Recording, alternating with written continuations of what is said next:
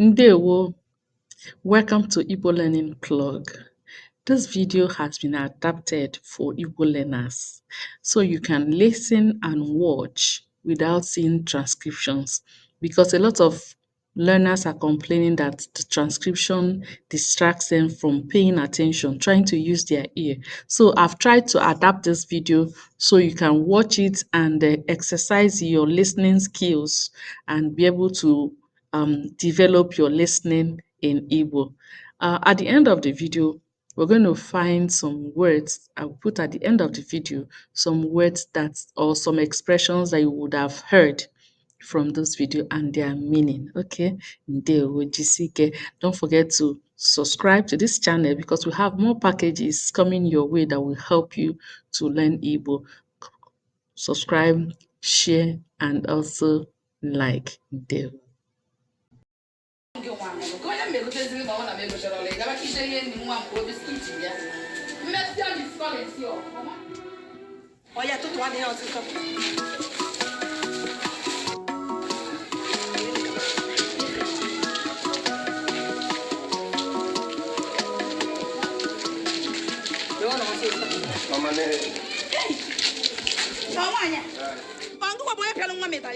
Ewo, ogo amuru onye iberibe. Nwa nke na onye iberibe. Onwe fe na-eme gị bụ nwaanyị n'isi. Ahụ adịkwa nwa gị o. Nwa nke na onye iberibe so n'igburu nwa m na ndụ. O nwere ihe ịma. Kedu ife ịma? Na-awụghị ka ugbo. Ya na jape jachie. Ị na-amụ ma ndị iberibe, ma ndị ara. Isi ọdụrụ gị mmụọ onye ala ka ịbụ. Onye ala ka ịbụ. Onye ala ka ịbụ. Amosu kwubu. Onye nwe musu.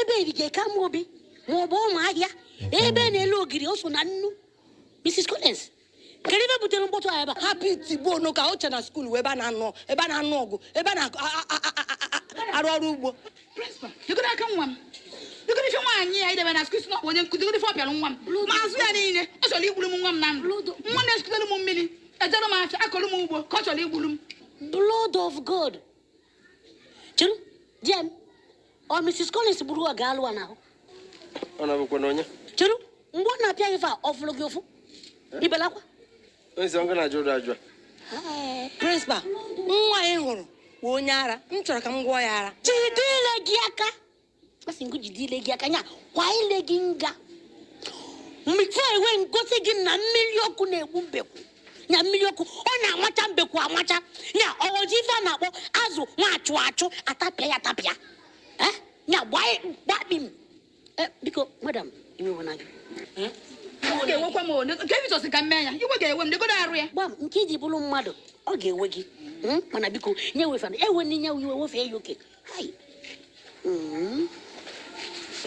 achọrọ m ka m fịa ya nwaanyị ọrụ rapụ m ka m onye nkuzi ya efe principal biko rapụ m iwe wena ọkwa nwaanyị madam biko na 500 naira jide ya ị ga ife 500 naira ga-esi ama m ọkwa ọbịakwana bịara nwa gị ife nyere gị ọmụnwa na-enye gị n'obi afọ m ojuju m niile ị gara ịzụrụ ọgwụ nye nwa gị ọnwa o jide kama na ofu nkwa nna ekwe gị na oteke ife a ama emenata n'ụlọ akwụkwọ ọzọ ya nna ekwe gị nkwa ọ ga-eme fọkọp ya ngeji dị n'ọfisi m ife mere na ọmụ ọzọ nwụrụ ogu nzu mgbajie nya mgbapịa ego ife ị ga-eme ama otu maka ọ na-akpọ m aka ọzọ onye mee ife niile metụ nwa aka ụbọchị ọzọ ị na-akụzi nkuzi onye amoosu nwaanyị ekwensu onye ala onye akpọsị ga-emetụ nwa aka mmesịa dị na skuul mana biko nawazie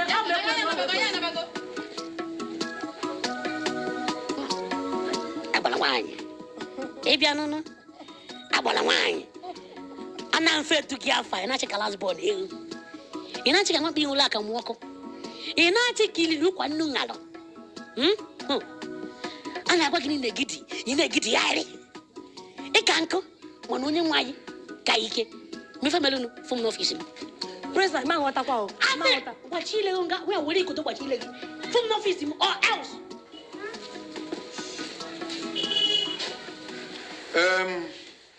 dịka ntụ esi kọwa na oge anyị nwere ife ọmụmụ n'oge gara aga anyị kọwapụta ife gbasalụ ife eji amata ihe dị ndụ nke oyibo na-akpọ characteristics of living things anyị ka nọ na ya gwa m n'ụbọchị asị na ụzọ ife saa ka ọ ga-abụ ịchọ ịmụ ihe dị ndụ na ife nwụrụ anwụ ma ife kpọnwụ akpọnwụ aplai ya ọ gosi unu gịnị ife n'ọdị ndụ ma n'ọnwụrụ. Tupu m gaba n'iru anyị kọwapụta ụzọ ịtọ ụbọchị ahụ tupu taa na oghere anyị nwe agwụ. Kedu onye nwere ike ilotalụ m nke izi ị ga-eji malụ ife ọbụla dị ndụ?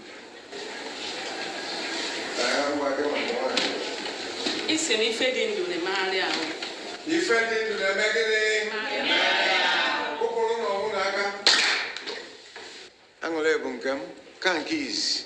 Ife ọbụla dị ndụ na-emegharị arụ. Onye ga-egosi na ọ dị ndụ. Ọbụnalụ isi ife ụkwụ ọ na-emegharị arụ. Ọbụnalụ mmadụ ọ na-emegharị arụ. Ọbụnalụ nke dị na mmiri nke dị n'elu ala ha na-emegharị arụ. Anyị kwuru nke ịbụa. Kedu onye elotalụ nke ịbụa? Ngwa gị nwa. Ihe dị ndụ na-aga ije. Ihe dị ndụ na-aga ije ka ọ na-aka. Klasị a nwere mmadụ. Okwu anya na ọnwụ na-aka. O wee fee ofu. Kedu onye elotalụ m ofu? Mba, ọ bụrụ ọsọ nọ na klasị a. Ngwa gị nwa. Isi na ife dị ndụ na-ekwu okwu. Ife dị ndụ na-eme gịnị? Na-ekwu okwu. Tata anyị ga-aga n'ichekwa n'iru wee ma anyị ga-enwe ohere iwepụta atụmatụ ịnọ fọrọ afọ. Na mbido tata anyị ga-ekọwapụta na ihe dị ndụ na ịdụ anyị ihe nke oyibo na-akpọ sharp object ọ ga-etitụgharị fere ka na iwelu ntu ma ọ na-iwelu pin ma ọ na-iwelu scissors idudi ya na aja na wọọla ịma na ọma mmegharị arụ eziokwu gasị maka iwelu ntụtụ wee bịafụ wee dudo n'aka nwanne anyị nwaanyị adudie ntu akpa m ihe abụna ya megharị arụ bụna ka nke a so mbọ ka ntụ ya ọ bụrụ fụ ya ya sị ihe dị ndụ idudie sharp object ọ ga-emegharị ihe ọbụla dị ndụ kedu ife ọ bụ kedu ife anyị na-eme ọ gịnị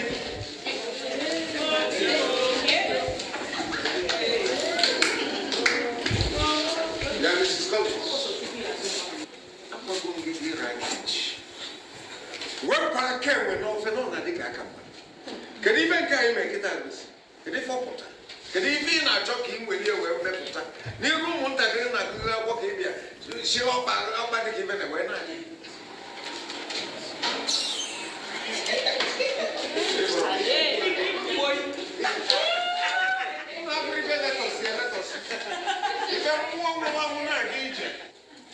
gị bụ ebe ihe nwe ị na-enye onwe mgbe niile mana ebe nna ngwa bụ gị ra gị ichi kedu na ibepụta ebe nka ka njụ ahụ nọ ụmụ akwụkwọ ọ dịnụ ka nwaanyị na-eme ntụ ọgụ ezigbo nwaanyị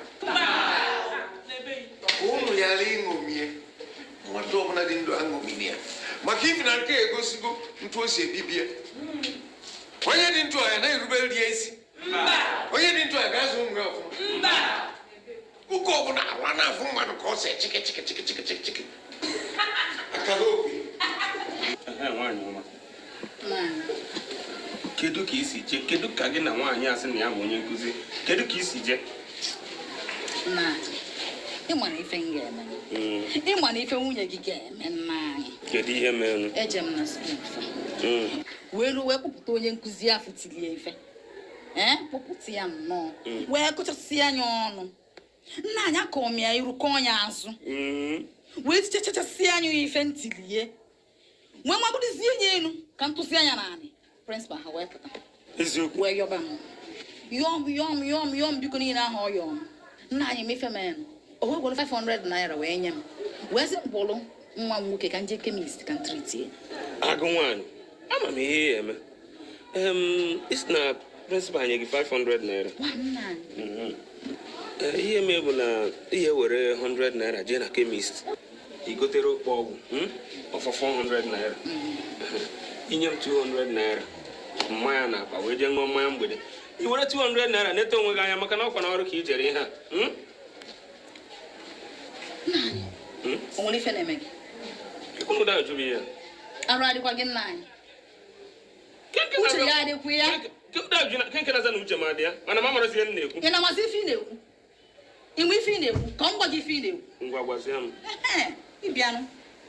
ị ga-eje na skuulu nwa gị nwoke ka m si wee jee kpọpụta onye nkuzi fa ka onye ọnụ niile afọ m kọrọ ya pịa anya ọkpụ niile ị ga-apị ya mabunizie nye elu ka ị kụọ ya naanị ka m si wee mee mgbe ị gara amabuzie na-etie prịnsịpal ha ga-apụta onye gị ego nke gị ọkwa m ego ma nyere gị ya nya ihe na-achịkwa mbụ m zie okpoko o jechaa okwu n'ụlọ akwụkwọ bịa nọnụzie ya ịmakwa ụdịdị ihe na-anụ maka nwa ahụ atụ ụkwụ n'ụlọ akwụkwọ a njide ndị nkụzi jide ụmụ akwụkwọ ma nke kpọrọ onwe prịnsịpal ntinye ha ebe a ntinye ha ebe a mburu ha mbunata ha ebe a kpọchido ha ebe a mụ na ha nọrọ ebe a ọ kakwa mma na iji meji kịta ka m ghara ije ya bụ ọgụ maka mbini ebe a kịta mmadụ agwụ oji ọnụ agaba nwoke dị mkpa n'anụ gị ị ga-eje na skil nwa nwoke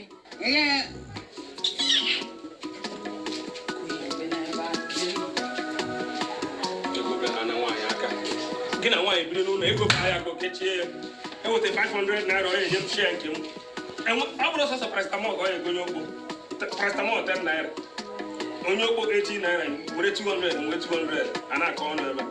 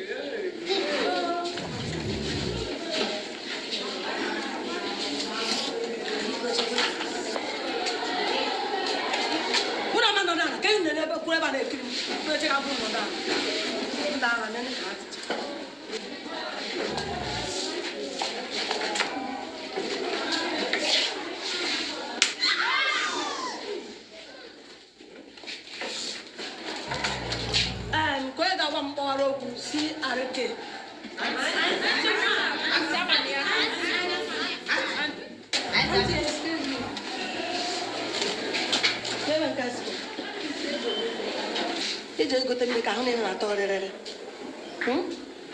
mba amụ niile adịghị n'ihu bụ amụ eji egote mmiri ka ebi ya ịgba n'aka nwa gwa ntị gị agbamone agba mgba aka ịgbara mgba aka nye m ọsịsọ